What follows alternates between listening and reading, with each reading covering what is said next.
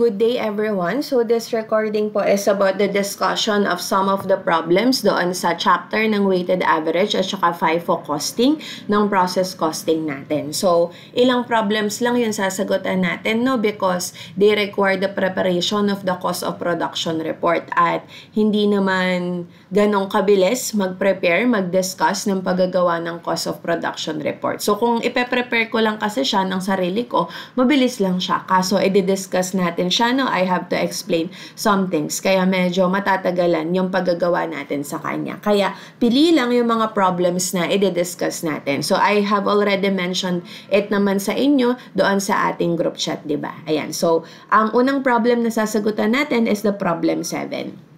So, GDL Company, ito yung pangalan ng kumpanya natin, uses 3 departments to produce a detergent. So, detergent is their product. The finishing department is the third stop before the product is transferred to storage. So, yung finishing department daw yung pinakahuling department bago siya matransfer sa storage. So, sa storage na siya ilalagay kasi finished goods na siya. So, after niya kay finishing department, it will be considered as a finished goods na. Pwede mo na siyang ibenta after.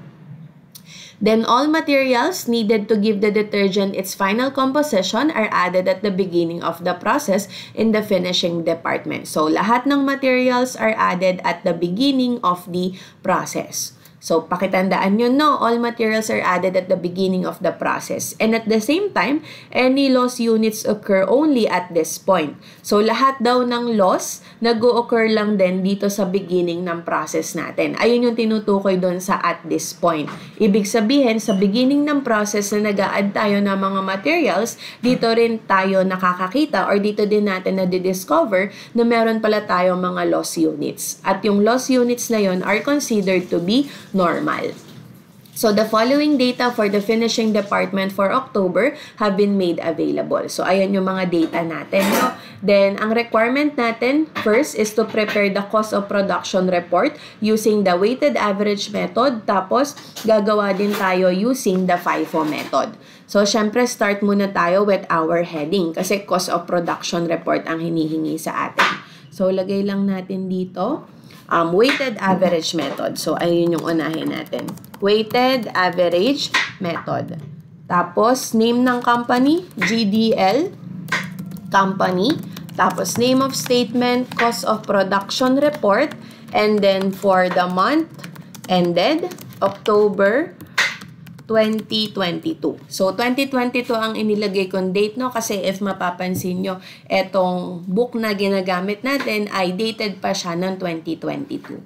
Tapos, place din natin, finishing department. Kasi si finishing department lang yung gagawa natin ng cost of production report. Yan, gitna lang din natin. So, start muna tayo sa quantity schedule natin. Quantity schedule. So, since nasa finishing department tayo, ibig sabihin may naunang department sa atin, no? Kaya meron tayong column para sa from preceding department. So, dito natin lagay si actual. Tapos, from preceding department, from PD na lang din. Then, yung work done at saka yung EUP. Yan. Kopyahin ko lang. Gawa ako para kay materials naman. And then, para kay, para kay labor and overhead. Yan. Tapos, kunin natin yung units na data na kakailanganin natin sa quantity schedule. So, ito yon si production data. So, meron tayong in process, October 1. So, October 1, beginning ng October yon. Ibig sabihin, ito yung work in process beginning natin. Labor and overhead, 3/4 completed daw siya. 10,000 units. So, lagay natin siya dito. Work in process beginning. Sa actual, 10,000 units. Then, we also have transferred in from preceding department, yung natanggap natin mula sa naunang department, 40,000 units. So, lagay din natin units received from preceding department. 40,000 units. So, parang ito lang naman ang kailangan natin para doon sa total units to account for. Kasi wala namang nabanggit na merong increase in units, ganyan. So, ayan lang yung kailangan natin. 10,000, 40,000, that is 50,000. Then, punta naman tayo sa next additional data. Finished and transferred to storage, 35,000 units. So, take note ulit, nasa weighted average method tayo. Under ng weighted average method, hindi mo paghihiwalayin, hindi mo i-identify kung saan nanggaling yung units completed and transferred. Kasi lahat ng units na nakompleto natin, under the weighted average method, they are considered na 100% yung work done na nilagay natin. Kaya isang buo lang yan, yung 35,000. So, lagay natin units completed and transferred. So, sa weighted average method, lalagay mo lang 35,000 units. Then, we also have yung in process, October 31. Ibig sabihin, ending work in process inventory ito, 10,000 units and it is 1/2 complete as to labor and overhead. So, sulat din natin, work in process ending, 10,000 units. So, ayun lang kasi yung given dito, no? So, kung makikita mo, 35,000 plus 10,000, 45,000 pa lang siya. So, dapat di ba magbabalanse yan? Si total units to account for at saka total units accounted for. So, dapat pareha silang 50,000, ganyan. Kaso yung total na binigay sa atin sa problem, 35,000 yung units completed and transferred, tapos 10,000 yung work in process ending, that is just 45,000, kulang pa tayo ng 5,000 dito. So, yung kulang natin na 5,000, ayan yung normal loss. Kasi kung babalikan natin, merong nabanggit doon that any loss units occur only at this point sa beginning nga ng process and are considered to be normal. So, meron tayong normal loss discovered at the beginning of the process, ayun yung 5,000. So, lalagay lang natin dyan, normal loss. Ayun, ganun lang siya. So, para magbalanse na siya, ayan, pag pinag-plus mo, 50,000 na yung total units accounted for. Then, let us identify their work done, tsaka EUP. So, sa weighted average method nga po, lahat ng units completed and transferred, 100% work done. So, wala tayong pake kung galing ba siya sa work in process beginning or galing siya sa units received from the preceding department. So, lahat yan, 100%. Lahat yan ay 35,000 yung EUP. Yung work in process ending naman, so para sa from preceding department, it is 100% pa din. Kahit hindi siya natapos, no? Kasi sabi nga natin, hindi siya makakarating kay finishing department kung hindi siya dumaan doon sa naunang department. So, 10,000 yan. Then, materials, ulitin natin, balikan, materials are added 100% or all materials are added at the beginning of the process. So, kahit hindi natapos si work in process ending, meron pa rin siyang 100% ng materials kasi dumaan siya sa beginning ng process. Sabi kasi sa problem, it is 1/2 complete as to labor and overhead. Kaya dito, 1/2 ang ilalagay natin. Kasi 1/2 complete daw siya as to labor and overhead. So, kung 50% complete or 1/2 complete siya, dumaan siya sa beginning ng process. Pagdaan niya doon, nabigyan siya ng 100% ng materials. Kaya 10,000 ang EUP niya sa materials. Sa labor and overhead, 1/2 lang. So, 10,000 times 1/2 or times 50%, 5,000 lang siya. Dito naman sa normal loss, sabi nga natin, discovered at the beginning of the process.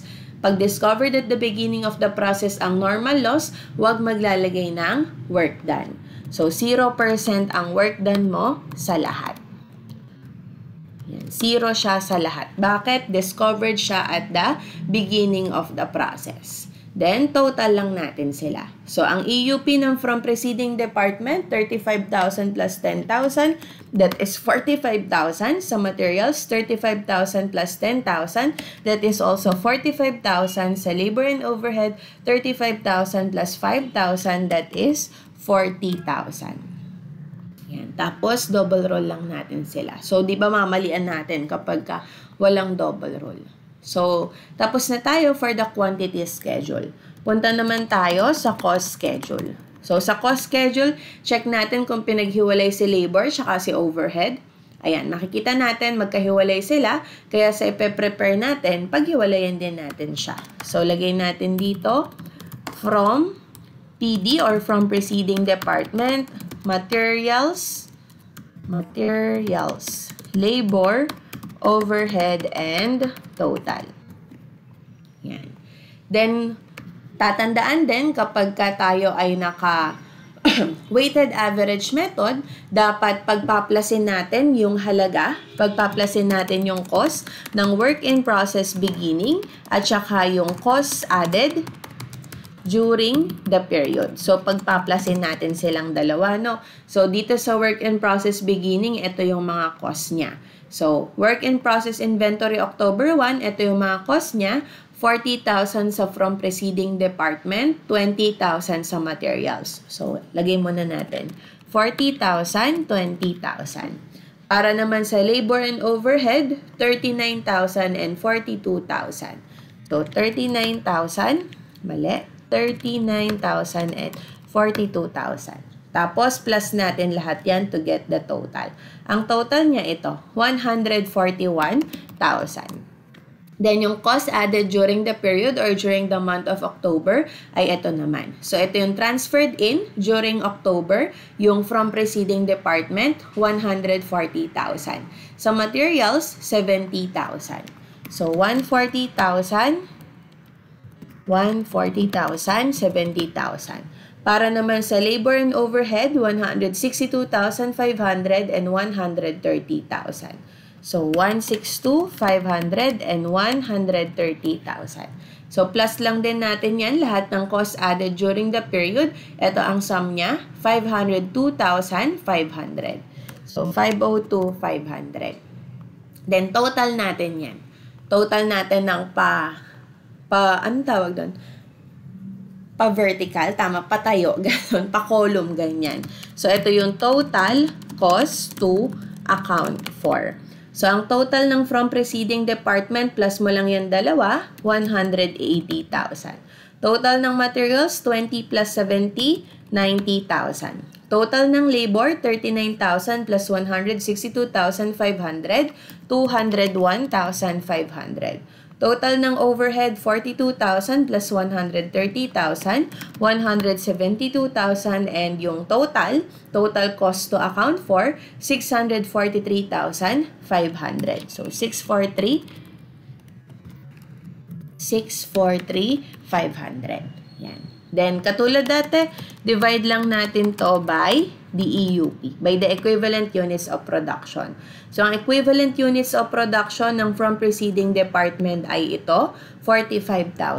Materials, ito, 45,000. Labor and overhead, 40,000.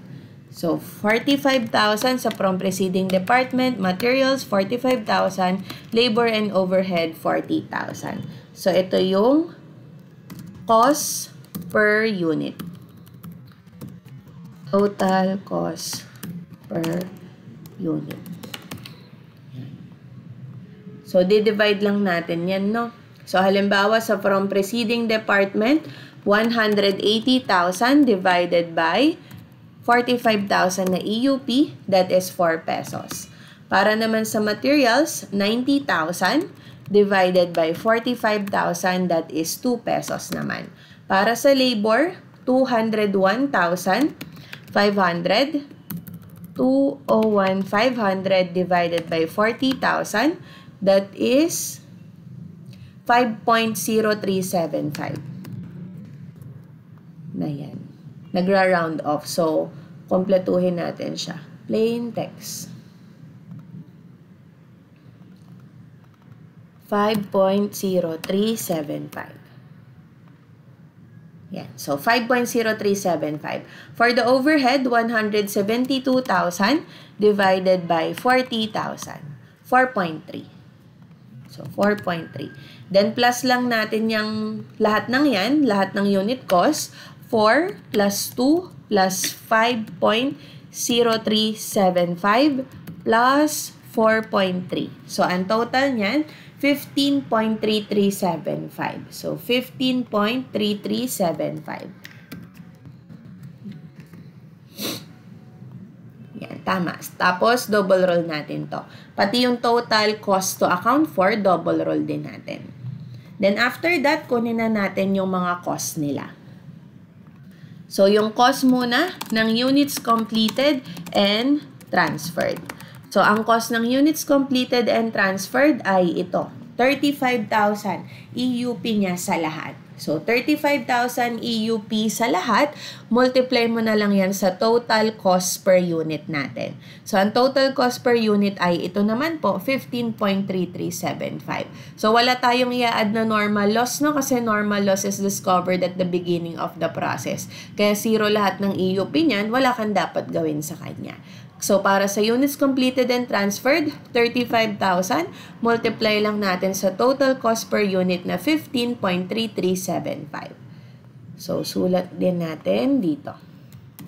35,000 units times 15.3375. Ay, nawala.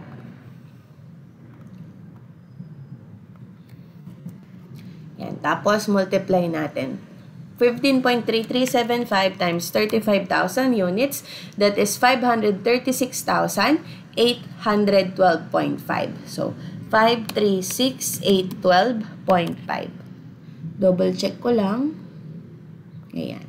Then, after that, work in process, ending na tayo. So, sa work in process ending, kailangan meron tayong breakdown, meron tayong from preceding department. So, sa from preceding department, kunin lang natin yung EUP ng work in process ending natin. Ayan siya. 10,000 units sa from preceding department, 10,000 sa materials, tapos 5,000 sa labor and overhead. So, tandaan niyo yung mga EUP, no? 10,000, 10,000, tapos 5,000 sa labor and overhead. Mumultiply lang natin yan sa mga unit cost. So, from preceding department, 10,000 times 4 pesos na unit cost. Materials, 10,000 times 2 pesos na unit cost. Labor, 5,000 ng EUP niyan times 5.0375. Then, overhead, 5,000 na EUP times 4.30. So, pag mumultiply lang natin yung mga yan. From preceding department, 10,000 times 4, that is 40,000. For materials, 10,000 times 2, that is 20,000 naman. For labor, 5,000 times 5.0375. So, 5,000 times 5.0375, 25,187.5. Yan. Then, for the overhead, 5,000 times 4.3. So, 5,000 times 4.3. So, 21,500. Then, ipa-plus lang natin sila. So, plus natin yan lahat. 40,000 plus 20,000 plus 25,187.5 plus 21,500. That is 106,687.5. 106,687.5. Yan. Then, total natin. So, wala si normal loss na, walang effect. Walang effect si normal loss kasi zero lahat ng EUP niyan because it is discovered at the beginning of the process. So, wala tayong paglalagyan yan. So, plus mo lang itong dalawa to get the total cost accounted for. So, ang total cost accounted for natin, 536,812.5 plus 106,687.5. That is 643,500. So, 643,500 equal lang din siya doon sa ating total cost to account for. Ayun, ganun na siya. Under ng weighted average method. So, gawin naman natin siya under ng FIFO method, no? So, lagay natin dito sa baba. So, kopyahin ko to ha hanggang dito. Yan, hanggang dyan muna.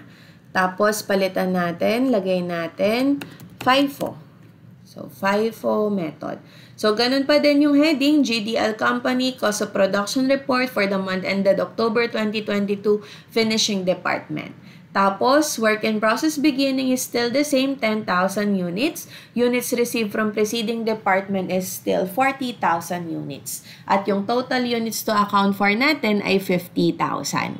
Dito din, sa work in process ending, parehas pa din siya, walang magbabago. Sa normal loss, parehas pa din, walang magbabago. The only difference that will occur is dapat dito sa units completed and transferred, lalagyan na natin siya ng breakdown.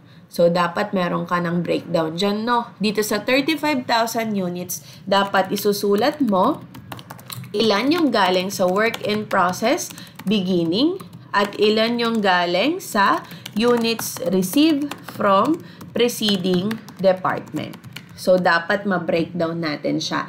Kasi under ng FIFO method, first in, first out. Kaya itong 35,000 units, dapat alam mo ilan ang nanggaling sa work in process beginning at ilan ang nanggaling sa units received from the preceding department. So, buburahin ko na to, no? Basta tandaan natin, no? 35,000 units, yung units completed and transferred. Ayan. So, first in, first out, ang assumption natin kung sino yung naunang pumasok sa process, ayun din yung mauunang matatapos. So, ang naunang pumasok sa process is si work in process beginning na 10,000 units. So, our assumption is siya din yung mauunang matapos. Kaya, 10,000 manggagaling sa work in process beginning. So, kung ibig sabihin kung 35,000 yung buong units completed natin, tapos 10,000 dito ay galing sa work in process beginning, yung 25,000 manggagaling sa units received from the preceding department. So, 25,000. Para kapag pinag-plus mo tong dalawang to, equal pa din siya doon sa 35,000 na total ng units completed and transferred. Yun, ganun po siya. Tapos itong units received from preceding department, since kakatanggap lang natin sa kanya ngayong period from the preceding department at ngayon din natin siya natapos. So, kakatanggap mo ng October, natapos mo din ng October, ibig sabihin 100% yung work done niya sa lahat. Kaya ito, 100% yung work done natin sa lahat. So, from preceding department, 100%, 25,000. Materials, 100%, 25,000. Labor, 100%, also 25,000. Dito naman, sa work in process beginning, you have to identify kung ano na lang yung kulang sa kanya. Yung kulang sa kanya nung nakaraang period, ayun na lang yung ibibigay natin sa kanya for the current period. Kumbaga, nung September pa kasi siya sinimulan. Kaso hindi siya natapos nung September, pero may nagawa ng proseso sa kanya. So, yung mga kulang sa kanya, sa October natin ilalagay. So, yung mga kulang na yun na dinagdag natin ng October para makumpleto siya, ayun yung ilalagay natin sa work done. So, start tayo sa from preceding department. Meron ba tayong ginawa sa kanya from preceding department during October? Dumaan ba siya sa from preceding department para sa buwan ng October? Hindi siya dumaan doon. Kasi nung September pa siya dumaan sa from preceding department. Ngayong October, hindi na siya dumaan doon kasi simula pa lang ng October, naka-finishing department na siya. Hindi na siya dumaan sa mga naunang departments. Kaya 0 ang ilalagay natin dyan. Normally naman ganun, no, kapag ka nasa kapag ka nasa pangalawa or pangatlong department ka na. Yung work done ng from preceding department para sa work in process beginning, usually 0 po talaga siya. Kasi nga, hindi naman kailangan bumalik ni work in process beginning doon sa mga naunang department. Kaya ayan, 0 ang ilalagay natin dyan. Para naman sa materials, so sabi natin materials are added 100% at the beginning of the process. So all materials are added at the beginning of the process. Kailan ba nag-start si work in process beginning? Nung September pa. So nung September pa, nabigyan na siya ng materials. Kaya ngayong October, wala na tayong materials na kailangan pang idagdag sa kanya. Kasi hindi naman siya kulang sa materials. Kaya ang work done mo dyan ay 0% din. 0 din yung ating EUP. Para sa labor and overhead, sabi kasi yung work in process beginning natin is 3/4 complete. So 3/4 complete na pala siya noong September pa lang. So, ilan na lang yung kulang niya? 3/4 para maging 1 whole siya, kulang na lang siya ng 1/4. So, 1/4 lang ang ilalagay natin or 1/4 lang ang i-add natin para dito sa ating labor and overhead. So, 1/4. Ganon. So, 10,000 times 1/4. That is 2,500. Ayan. So, since nagkaroon ng pagbabago dyan, magbabago din yung mga EUP natin. So, total units accounted for, same pa din yan, 50,000. So, from preceding department, ang EUP natin, 35,000 na lang. Sa materials, ang EUP natin, 35,000 na lang din. Sa labor and overhead, ang EUP natin, 32,500. Ayun, ganun siya. Tapos, punta na tayo sa cost schedule. So, sa cost schedule, lagay pa din natin from preceding department, materials, baba ko pala. So, from preceding department, materials, labor, overhead, and total. So, one thing na tatandaan nyo kapag tayo ay naka-FIFO method, so, kapag tayo ay naka-FIFO method, hindi natin iisa-isahin yung halaga ng work in process beginning. So, hindi mo siya iisa-isahin na ganyan, no? Dito ka lang agad sa total. So, kuhanin mo lang agad yung total ng cost ng work in process beginning. Ayan yan. So, kunin mo lang agad yung total nila. Actually, na-plus na natin to kanina pero plus na lang din natin ulit. 40,000 yung from preceding department, 20,000 sa materials, 39,000 sa labor, tapos 42,000 sa overhead. So, pa-plus mo na agad yung total nila at yung total, dito mo lang ilalagay sa total na column. That is 141,000. Excuse me. So, hindi mo siya iisa-isahin, unlike sa weighted average method. Tapos, kunin din natin yung cost added during the period. So, para sa cost added during the period, ayan, iisa-isahin talaga natin siya. So, ito yon yung from preceding department, 140,000, materials, 70,000. So, 140,000, 70,000. Tapos, para sa labor, 162,500, overhead, 130,000. Mali ng pindot. Ayan. So, 162,500, 130,000. Then, total pa din natin siya. So, ang total niya, 502,500. So, plus lang natin ng pa-vertical ulit lahat para makuha natin si total cost to account for. So, since wala tayong nilagay dito, no, yung total cost to account for natin from preceding department, yung cost added lang during the period. Material, 70,000. Labor, 162,500. Overhead, 130,000. Pero sa total cost to account for, yung pinaka-total natin, ayan, dapat parehas pa din sa weighted average method na 643,500. Kasi yung halaga ng work in process beginning na total, i-consider pa din natin. So, 643,500. So, double roll natin to, si 643,500. Yan. Kung mapapansin mo, parehas pa din siya dito. Yung pagkakaiba lang nila ito. Sa weighted average inisa-isa, sa FIFO, yun sa total lang natin siya nilalagay. Tapos, divide na natin to by their EUP. EUP. So, sa from preceding department, ito ang EUP niya, 35,000. Materials, also 35,000. Labor and overhead, 32,500. So, 35,000, 35,000, 32,500, and 32,500. So, divide lang natin yung mga yan to get their total unit cost or cost per unit. Yan. So, divide na natin from preceding department, 140,000 divided by 35,000, 4 pesos. Para sa materials, 70,000 divided by 35,000, 2 pesos. Para sa labor, 162,500 divided by 32,500, 5 pesos naman. At para sa overhead, 130,000 divided by 32,500. 4 pesos naman siya. So, i-total lang natin yan. 4 plus 2 plus 5 plus 4, that is 15 pesos. So, double roll din natin silang lahat. Yan. Then, compute na natin yung halaga ng units completed and transferred.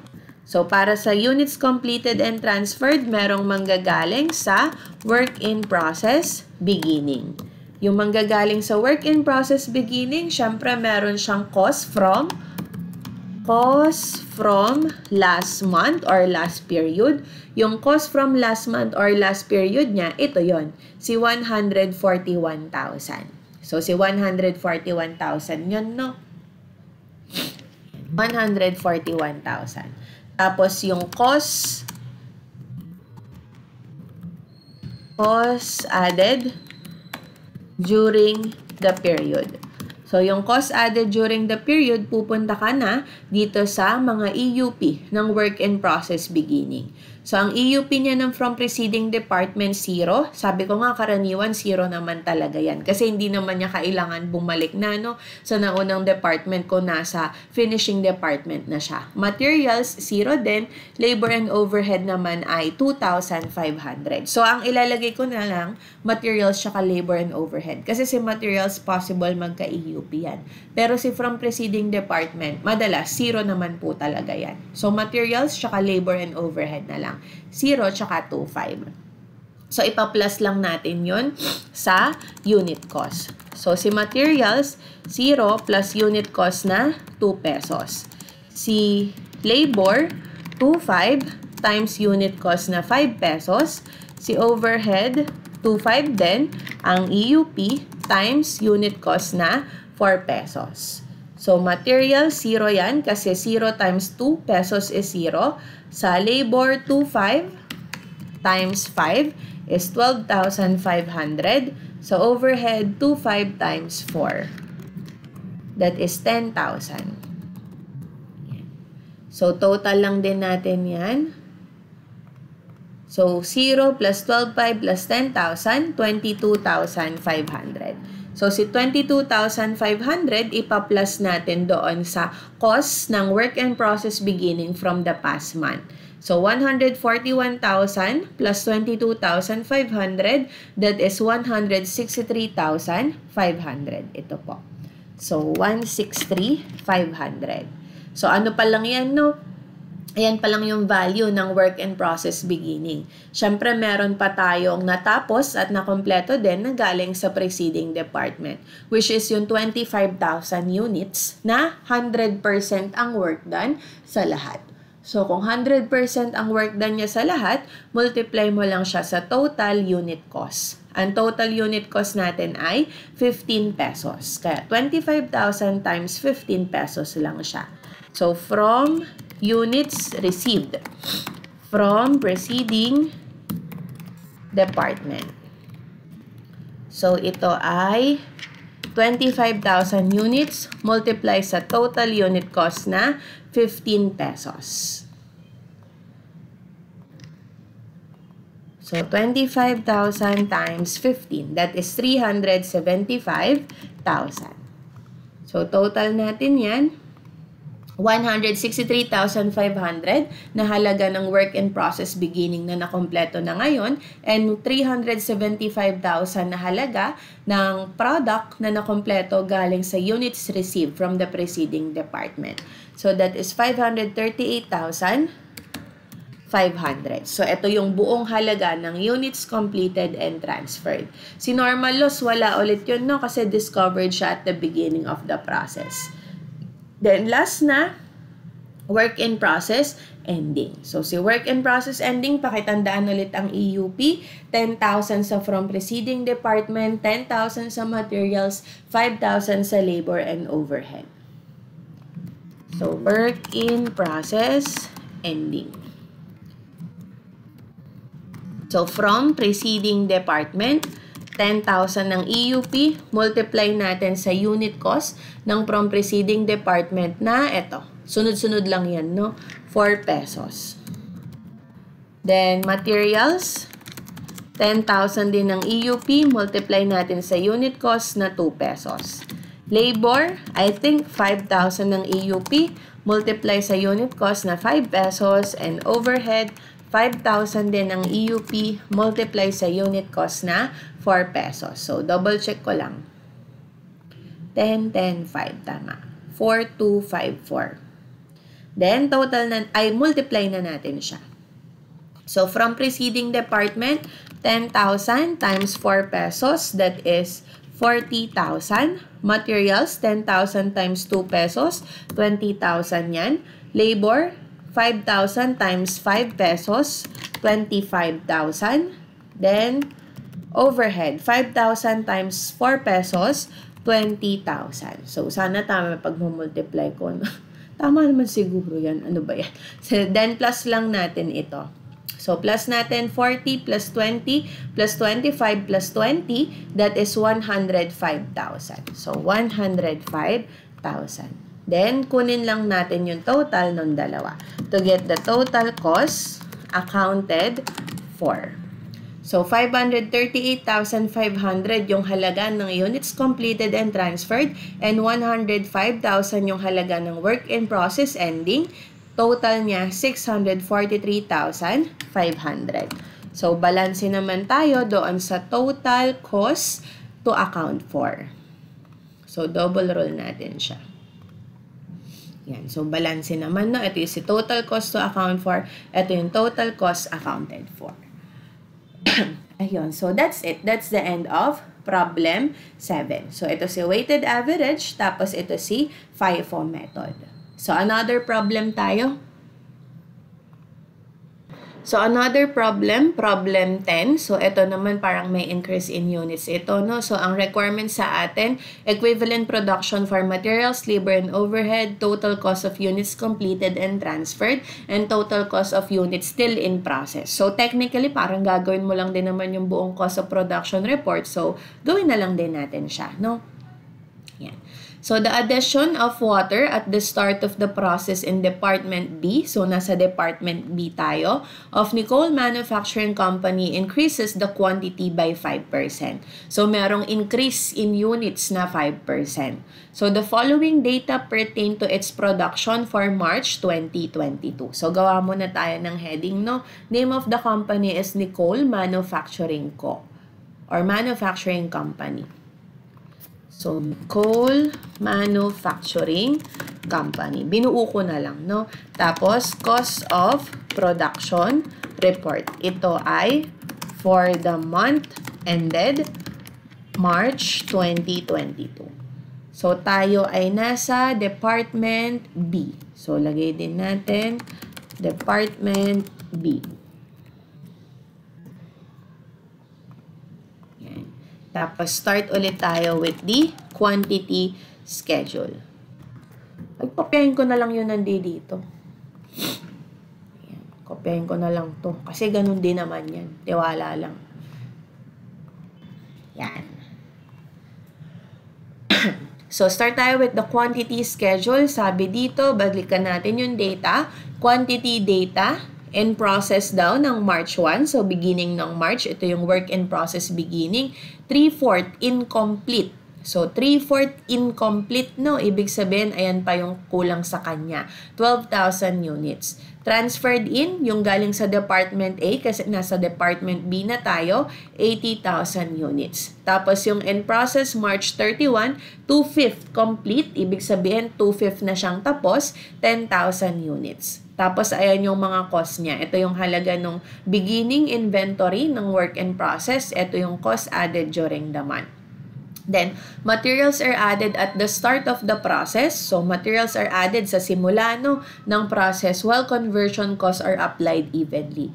The company is using the weighted average method. So, weighted average method pala ang gagawin natin dito. Lagyan ko na lang din ng label. Lagay natin weighted average method. So, wag na natin siyang gawin ng FIFO kasi kapag nag-FIFO tayo, baka hindi sumakto, baka maraming decimal, ganun. Kasi pang weighted average lang yung pinapagawa sa atin. Ang kaibahan nito, meron nga siyang increase in quantity daw na 5%.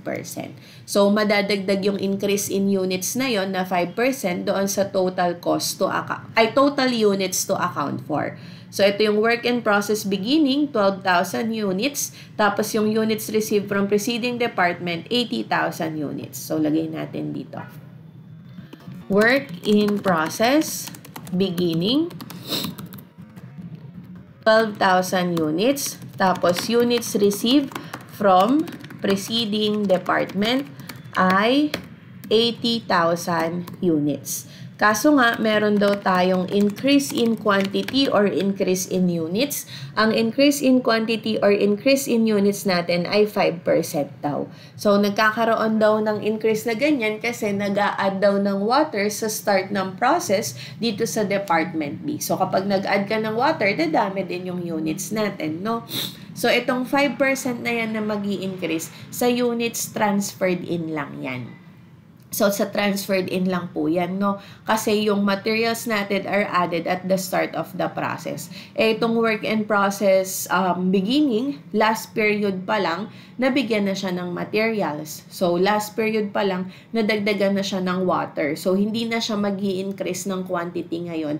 Kasi from the February pa lang, dahil March na ngayon, from February pa lang, doon siya nalagyan ng materials. Kasi materials are added at the start of the process. So, hindi mo lalagyan ng materials na itong 12,000 units natin. Kung i-consider natin siyang ganon.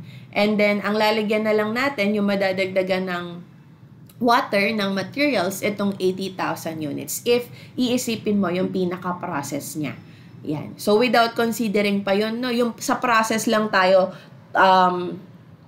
sa process yung tinutukoy ko, hindi doon sa method. Kasi, iba ang usapan ng costing, ng process costing methods, kung weighted average or FIFO. Ang sinasabi ko, yung mismong production process niya. Yung mismong production process. So, sa mismong production process, etong 80,000 units yung dadagdagan mo ng water. So, that is 5%. So, kumbaga, parang sinasabi ko lang, dito sa 80,000 units ka magbabase ng increase na 5%. Kaya, 80,000 times 5%. That is 4,000. So, 4,000 yung increase in units natin. So, kapag inad natin yung tatlo, 12,000 plus 80,000 plus 4,000, ito yung total units to account for. So, plus lang natin yan. That is 96,000. Then, punta naman tayo doon sa total units accounted for. So, sabi dito, yung in process daw natin, March 31, 10,000. So, walang binigay sa atin, no? Walang sinabi kung meron bang loss, ganyan. So, we are going to assume na wala tayong loss. So, eto lang, work in process, ending lang, 10,000. And take note po, we are using the weighted average method, no? Kaya ano lang siya. Units completed and transferred, hindi natin kailangan mag-breakdown. Tapos, work in process, ending. Ito lang yung given sa atin, 10,000. Siyempre, dapat balance yan, no? Dapat yung total units accounted for din natin ay 96,000 din. So, yung tira, yung sobra, kahit hindi sinabi sa atin kung ilan talaga, yung units completed and transferred, pwede nating makuha. So, kung 96,000 units yung total units to account for, minus natin yung 10,000 na work in process ending, so, check lang natin kung 10,000 talaga. Yes po. Ibig sabihin, 86,000 units ang units completed and transferred. And since nasa weighted average method nga tayo, hindi mo din siya kailangang bigyan ng breakdown. So, ibig sabihin, 100% complete din siya sa lahat. So, 100% complete sa lahat. Kaya, ang EUP niya sa lahat ay 86,000. Para naman sa work in process ending, sabi dito sa data natin, it is 2/5 complete as to conversion. So, dito sa conversion, 2/5 yung ilalagay natin. Then, sabi din dito, materials are added at the start of the process. So, kahit 2/5 pa lang na-complete yung work in process ending, dumaan naman siya sa start ng process, nabigyan natin siya ng materials. So, 100% pa din siya sa materials, 10,000 ang EUP niya. And since, sabi nga natin, hindi siya makakadating sa Department B kung hindi siya dumaan sa Department A, 100% din siya sa from preceding department. So, 10,000. So, ito na lang i-compute natin sa labor and overhead. Sabi kasi, 2/5 complete. So, take note, no, complete ang ginamit na term. So, multiply natin 10,000 times 2/5. 10,000 times 2/5. That is 4,000. So, plus na natin yan to get their EUP. So, ang EUP natin from preceding department, 96,000. Materials, also 96,000. Labor and overhead, 90,000. Then, double roll. After that, let us go to our cost schedule. Cost schedule. So, kopyahin ko na lang din to. Yung mga heading lang naman dito. Yan, tamad kasi mag-type eh. Ayan. So, lagay natin dyan. Tapos, since nasa weighted average method nga tayo, ibig sabihin yung halaga ng work in process beginning, ilalatag natin dyan. Iisa-isahin natin. So, ito yung halaga niya ng work in process beginning. So, cost from Department A, cost from preceding department, 11,800. So, susulat natin, 11,800. Then, materials, 3,125. So, 3,125. Labor, tsaka overhead, 1,490, 1,320. So, 1,490, 1,320. Double check ko lang yung mga amounts. Yan. Then, total natin sila. So, ito yung total niya, no? 17,735. Then, add natin yung costs added during the period. So, take note ha, kaya natin nilatag isa-isa kasi weighted average method. So, cost added during the month, 86,120 para sa from preceding department. So, let us write that. Ayan. 86,120. Materials, 21,835. Labor, 43,510. And overhead ay 34,680. Double check ko lang ulit yung mga amount. Yan, so tama naman. Then add natin lahat. So ito na may total niya, 186,145. Then total natin lahat. Ito yung ating total cost to account for. So, si from preceding department, plus lang natin yung dalawa. Ito yung sum, 97,920. Materials, ito naman yung sum, 24,960. Labor, 45,000. Overhead, 36,000. Tapos yung total cost to account for, 203,880. So, double check lang natin. Then, divide natin siya by EUP. So, ano-ano yung mga EUP natin? Ito yung EUP ng from preceding department, 96,000. EUP ng materials, 96,000. EUP ng labor and overhead, 90,000. So, 96,000, 96,000, 90,000, and 90,000. Ito yung ating total cost per unit. So, di-divide lang natin yan. So, divide natin yung kay from preceding department. Ito, 97,920 divided by 96,000, that is 1.02. Para naman sa materials, 24,960 divided by 96,000, 0.26. Para sa labor, 45,000 divided by 90,000, 0.50 or 0.5. At para sa overhead, 36,000 divided by 90,000, 0.4. So, sakto naman din lahat. Then, plus natin yan tatlo, 1.02 plus 0.26 plus 0.50 plus 0.4, that is 2.18. Yan. Then, double rule na natin. Then, kunin na natin yung halaga ng units completed and transferred. So, since tayo ay naka-weighted average method, no? Etong si units completed and transferred na 86,000, ang EUP sa lahat, multiply lang natin sa ating total unit cost na 2.18. So, 86,000 times 2.18. Mumultiply lang natin siya. So, double check ko nga yung unit cost. Kasi di ba minsan may hindi na-add itong spreadsheet natin. Ay, mali. Minus 4. Plus 0.4. Yan, tama naman. So, times 86,000. 187,480.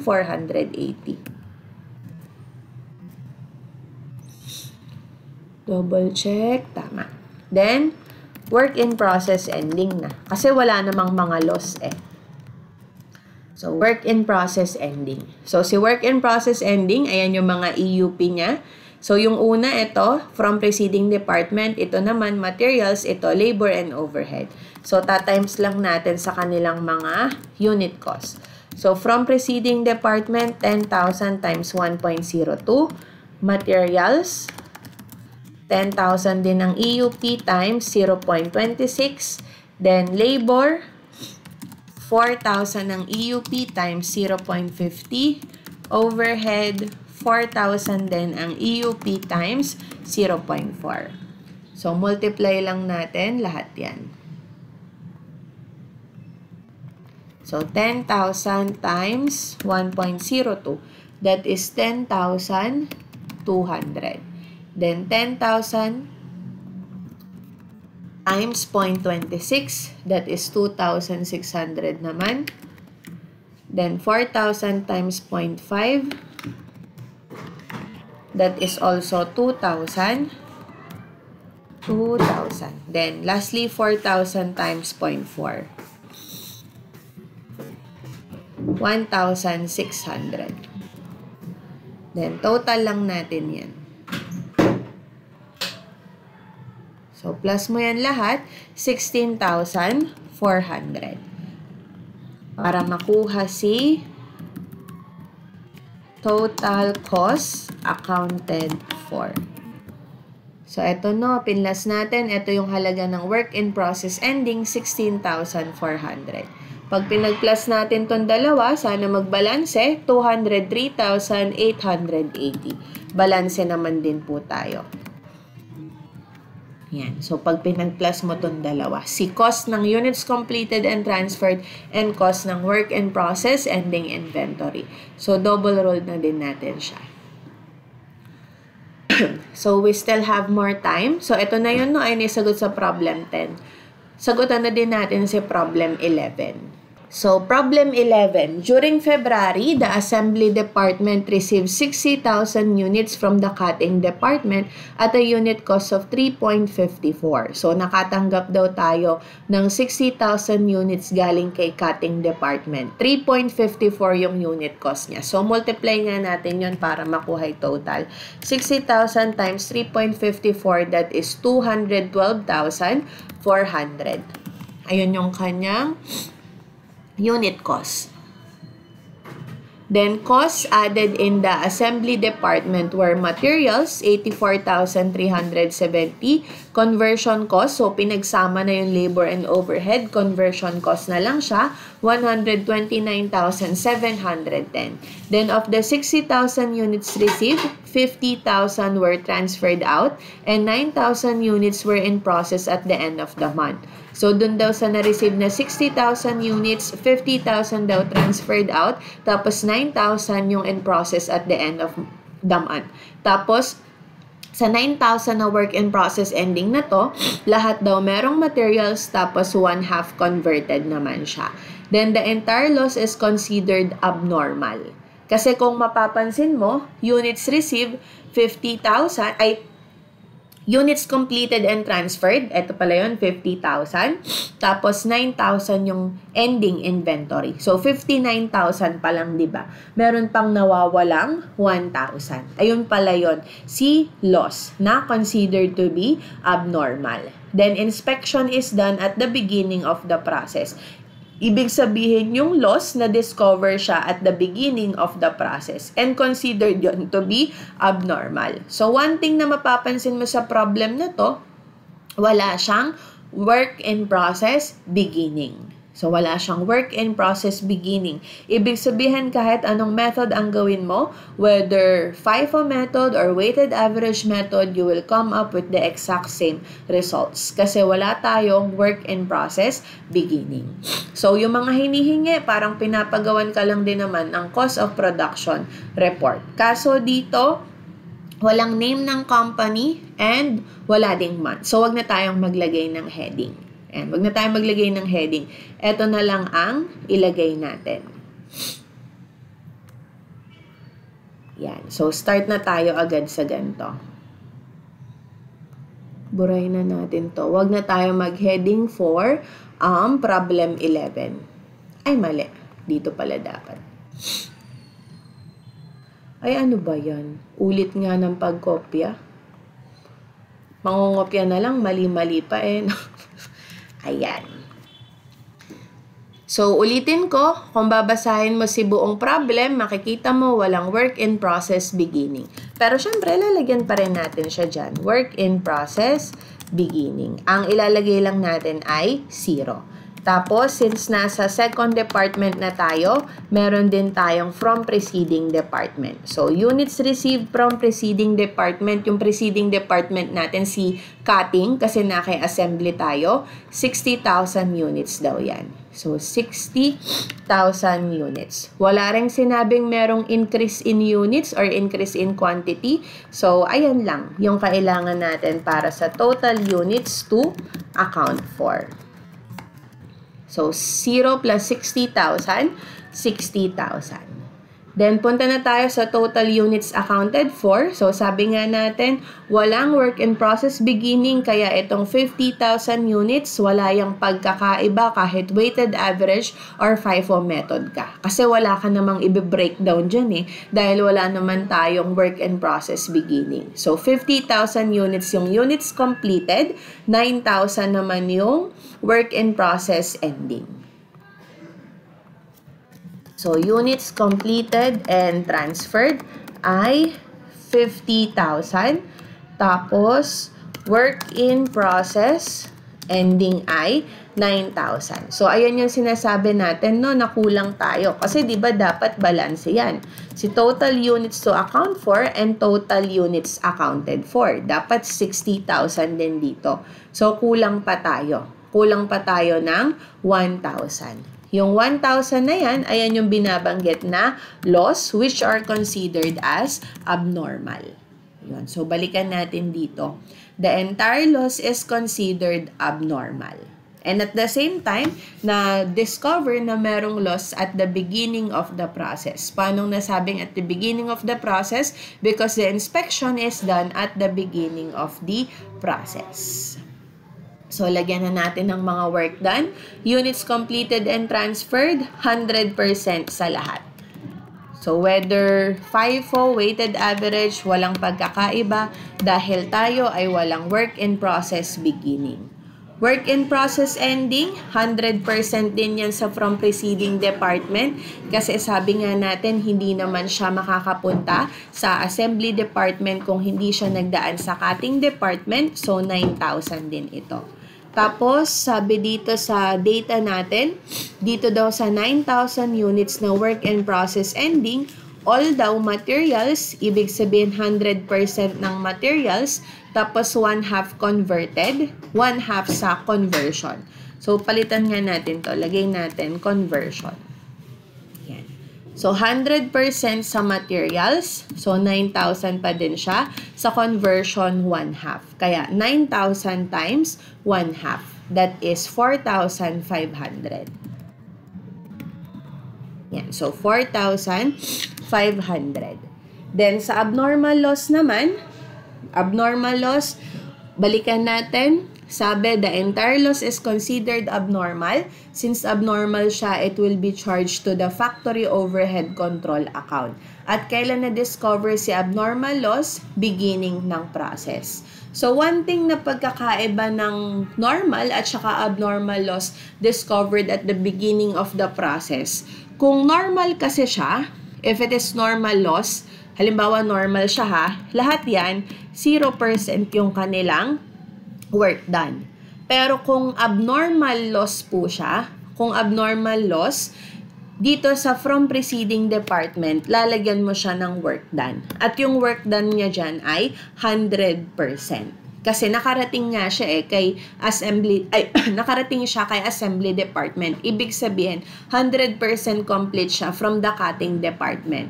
So, ayun yung pagkakaiba nila. So, kung normal loss yan, 0 yan. 0 ang ilalagay mo dyan sa lahat. So, 0%, 0, 0%, 0. But since abnormal siya, kailangan meron kang madadala sa factory overhead control. Dito sa from preceding department, 100% ang ilalagay mo dyan.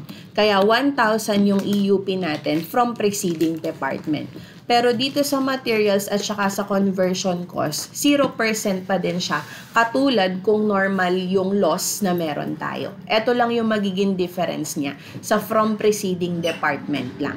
So, ulitin ko, pag normal loss from preceding department, 0% ang ilalagay mong work done. So, 0 din si EUP. Pero kapag ka-abnormal, meron siyang work done si from preceding department. Pero yung materials, labor, and overhead, 0% pa din. So, sana matandaan yung difference na yon, no? Kasi sabi natin, di ba, kapag ka ang loss discovered at the beginning of the process, do not assign work done. Pero kapag abnormal siya, mag-a-assign ka ng work done, pero sa from preceding department lang. So, ang total EUP natin from preceding department ay 60,000 units, materials, 59,000, conversion cost, 54,500. Yan. Then, double roll na natin siya.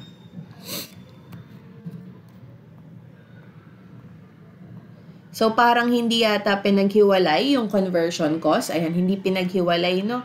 Kaya dito, ang ilalagay lang natin from preceding department, materials, tapos conversion cost na agad. So, wala nang labor tsaka overhead. Hindi kasi sila magkahiwalay. Then, work in process beginning. So, since 0 yung work in process beginning natin, ayan, 0 yung kanyang units. Siyempre, 0 din yung kanyang cost. Kaya wala tayong ilalagay dyan. Kahit FIFO method or weighted average method. Tapos, add lang natin yung cost added during the period. For the cost added during the period sa from preceding department, yung minultiply natin kanina, 212,400. Kasi 60,000 units daw yung natanggap from cutting department na merong cost na 3.54. Kaya 60,000 minultiply natin sa 3.54. So 212,400. Yan. Tapos materials, eto siya, 84,370. So 84,370. Si conversion naman, eto, 129,710. So, 129,710. Then, plus natin siya. 426,480. So, double check lang. Then, total lang natin. Ito yung ating total cost to account for.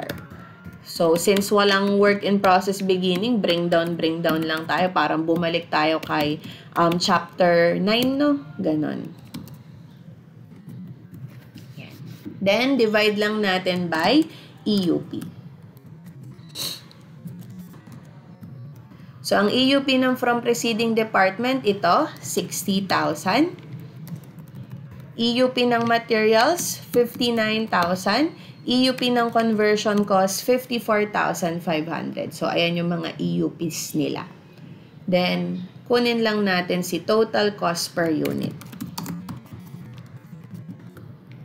So, from preceding department, 212,400 divided by 60,000. That is 3.54. Materials, 84,370 divided by 59,000. That is 1.43. Then, conversion cost, 129,710 divided by 54,500, 2.38. Then, plus lang natin yung tatlo. 3.54, 1.43, 2.38. Ito yung sagot, 7.35. Then, double roll lang natin siya. Pati si total cost to account for. Then, let us compute further cost. So, yung units completed and transferred, 50,000 ng EUP sa lahat. Units completed and transferred. 50,000 ng EUP sa lahat. So, multiply na lang natin yon sa total unit cost na 7.35. So, 50,000 times 7.35. That is 367,500. Tapos, ayan. So, yung EUP ng materials siya conversion cost, makukuha mo yon dito sa quantity schedule. Ito sa materials, 59,000 sa conversion cost, 54,500. Tapos total cost charged to factory overhead for the loss units. Ito na yung i-compute natin, yung sa abnormal loss. So si abnormal loss sa from preceding department lang siya, 1,000. So factory overhead control. So, yung kay from preceding department lang, no? Ayun lang yung meron siya. Kasi sa other, ay 0 naman siya. So, 1,000 times 3.54. Ito lang yun. 1,000 lang kay from preceding department. So, multiply mo lang siya sa 3.54. So, that is 3,540.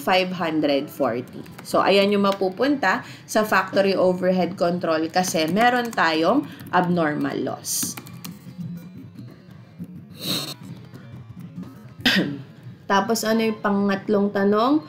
Cost of units completed and transferred, ito, 367,500.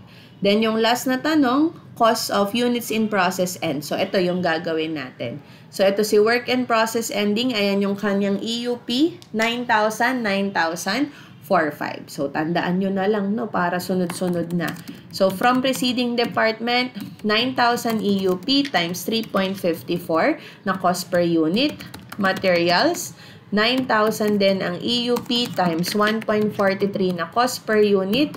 Then, conversion, 4,500 EUP times cost per unit na 2.38.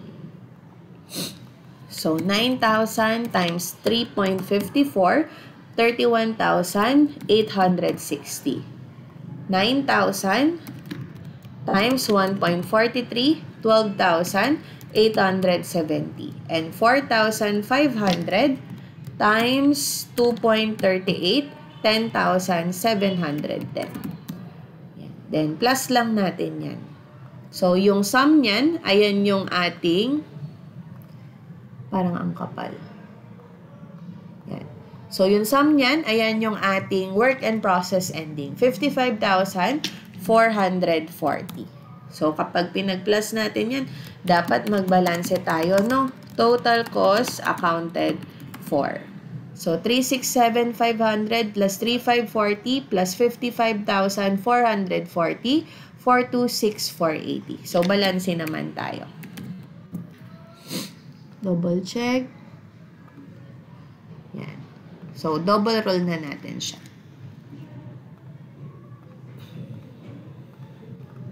Ayan. So, ayun, tapos na. So, hanggang doon na lang din yung illustration natin. So, kung mapapansin nyo, pinili ko yung problem na merong loss, both normal saka abnormal, tapos yung meron ding increase in units para meron tayong examples ng mga problems na yun. If you're going to have any questions, kindly message me po via my Facebook, Messenger, or you can approach me personally.